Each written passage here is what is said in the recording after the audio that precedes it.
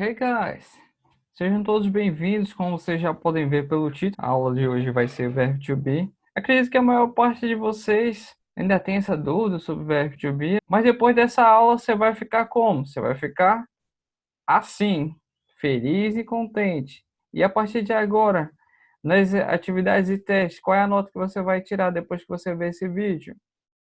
Só 10. Então, sem mais delongas, vamos começar. Começamos com uma pergunta, né? Em primeiro lugar, para que ele serve? Para que o verbo to be serve? Ele serve para dizer que algo ou alguém é ou está fazendo algo. Então, ele serve para dizer que algo é ou está. Um exemplo: João é alto, Maria está conversando. João é alto, Maria está conversando. Eu coloquei aqui entre aspas, né? O é ou estar, porque ele está exemplificando o verbo to be, deixando ele em destaque aqui na frase, o papel dele. O que significa o verbo to be? O significado do verbo to be é, como eu já havia dito lá anteriormente, né? O significado do verbo to be é ser ou estar. Ser ou estar. O verbo to be, ele se divide em três. A gente precisa entender exatamente isso, que ele se subdivide em três, que são am, is e are. Am, is e are. E todos esses três, eles significam ser ou estar. Am, is e are, todos os três significam ser ou estar. Am significa ser ou estar, is significa ser ou estar, e are também significa ser ou estar. Então, professor, você me pergunta, professor, se todos os três significam a mesma coisa, por que existem esses três? Quando é que eu vou saber quando eu tenho que usar um ou outro? Então, para cada um deles, para a gente não se confundir, a gente vai seguir uma regrinha, o que eu vou dizer agora. Para o verbo to be, am, ele só é usado quando o sujeito for I.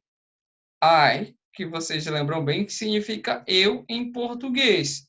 Um exemplo. I am Iago. Eu sou o Iago, né? Poderia se traduzir também isso como eu me chamo Iago. Então, sempre quando o pronome for I, o sujeito da frase for I, o meu verbo to be vai ser am. Eu só vou usar o am quando o sujeito for I. Para os demais sujeitos, eu não posso usar am. Para os demais sujeitos, a gente segue essa lógica aqui. O verbo to be is é usado quando a frase ou o sujeito está no singular, ok? É usado quando a frase ou o sujeito está no singular. Um detalhe aqui sobre o verbo to be is é que ele tem duas possíveis pronúncias. Se ele terminar numa frase, ele vai ser pronunciado como is. Se ele estiver no meio de uma frase e não estiver no final dela, ele vai ser pronunciado como is. Um exemplo: Yes, she is. Yes, he is. Agora, a pronúncia dele durante a frase, no meio da frase. She's walking to the airport. He's traveling. Então, tem essas duas pronúncias diferentes, is e is, de acordo com a posição dele na frase. E o verbo to be are é usado quando a frase ou o sujeito está no plural. Então, toda vez quando a frase ou o sujeito estiver no plural, a gente vai usar o verbo to be are. Só relembrando, todos esses três verbos to be, eles significam ser ou estar. Observação: quando o sujeito é you, sempre usaremos o verbo to be are. Toda vez quando o sujeito for you, usamos o verbo to be are. Por quê? Vocês se lembram que o pronome you, o sujeito you, ele significa tanto você quanto vocês? Então, a gente não vai ficar trocando toda vez quando aparecer you na frase, a gente não vai ficar trocando o verbo to be, colocar uma vez is, uma vez are. Eles entraram em acordo que toda vez quando for o verbo to be, independentemente ele está como singular ou plural na frase, o verbo to be para you será are. E agora a gente vai colocar aqui os verbos to be de acordo com o que a gente aprendeu tanto nas aulas anteriores como o que a gente aprendeu no slide anterior. Vamos lá. Lembrar que o I significa o quê em português? Ele significa eu. E qual é o único verbo to be que eu posso usar para I, que eu disse lá na frase anterior? Am. E para o you, qual é o único verbo to be que eu posso usar para ele? Sempre eu vou usar para ele. Para o you, sempre eu vou usar are. E para he, a gente vai seguir aquela lógica lá que a gente aprendeu. Um a gente usa para singular, o outro a gente usa para plural. He, ele significa o que em português? He significa ele. Se ele é singular, então eu vou usar o verbo to be is. Correto? She. She significa o que em português? She significa ela. Se ela é singular, então vou colocar qual verbo to be? Is. Isso aí.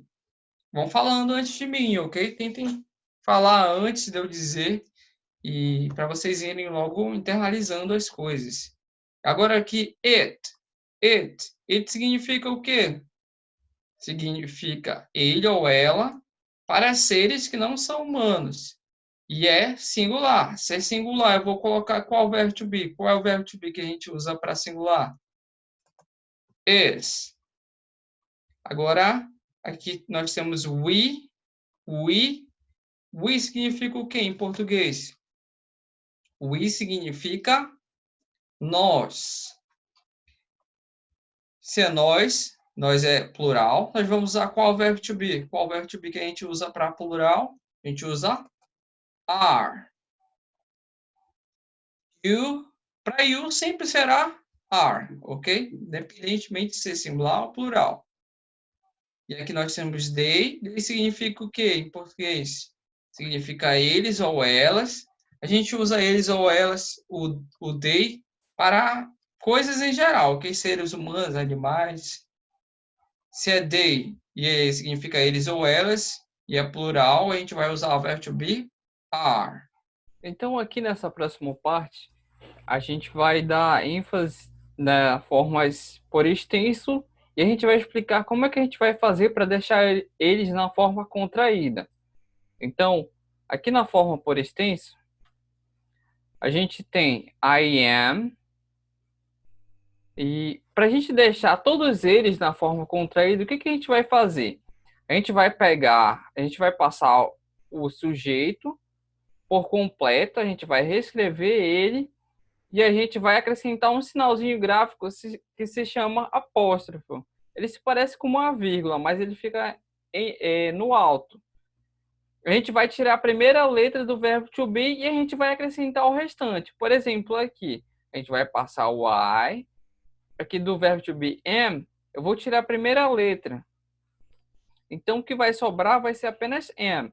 Então, vou colocar o apóstrofo aqui e a letra M no final. Então, vai ficar assim. Vai ficar I'm. A pronúncia também vai mudar, tá, pessoal? Então, não vai ser a mesma pronúncia que era antes, por extenso. Então, por extenso, nós temos I am. E na forma contraída, nós temos I'm. I'm. Mais uma vez, I'm. Eu já vou explicar o motivo pelo qual tá bem grandão aqui. E aqui temos you are. Seguindo a lógica, nós iremos colocar o apóstrofo, reescrever a palavra you e colocar o apóstrofo aqui. E nós vamos excluir a última letra, né? Que no caso aqui é o A. O A. E nós vamos colocar o restante, que é o RE. Então, nós vamos fazer assim para todos. Então, you are vai ficar your. Your. Forma por extenso é you are, a pronúncia. E por a forma contraída é your. Your. Aqui temos he is. He is. Seguindo a lógica, apóstrofo após o he, tirou a primeira letra e coloca o restante. Então vai ficar his, his. Antes era he is, agora é his, his. E aqui, she is, seguindo a lógica.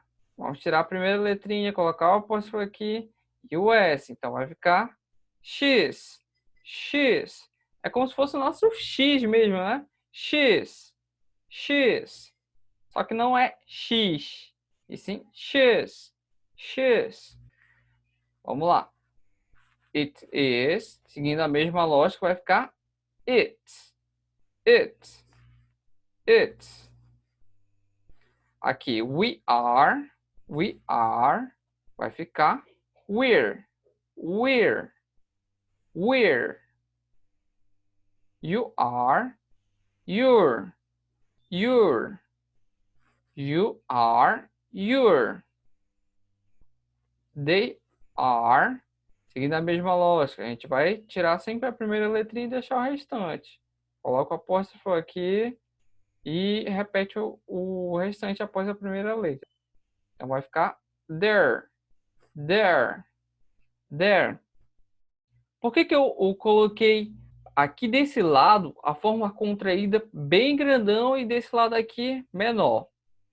Pelo simples fato que os americanos, na maior parte das vezes, eles falam na forma contraída. Então, por isso que eu dei ênfase na forma contraída. 95% das vezes, quando na forma oral, eles falam de maneira contraída. Então, é por isso que muitas vezes nós não conseguimos identificar o que eles estão falando, porque eles falam bastante de forma contraída. Então, a gente tem que estar preparado nos nossos ouvidos e na nossa mente para já esperar que eles falem dessa forma. Então, é bastante interessante a gente trabalhar essa questão da pronúncia deles.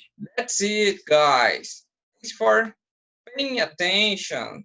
Essas são as minhas redes sociais para vocês entrarem em contato, se inscrevam no canal para mais vídeos como esse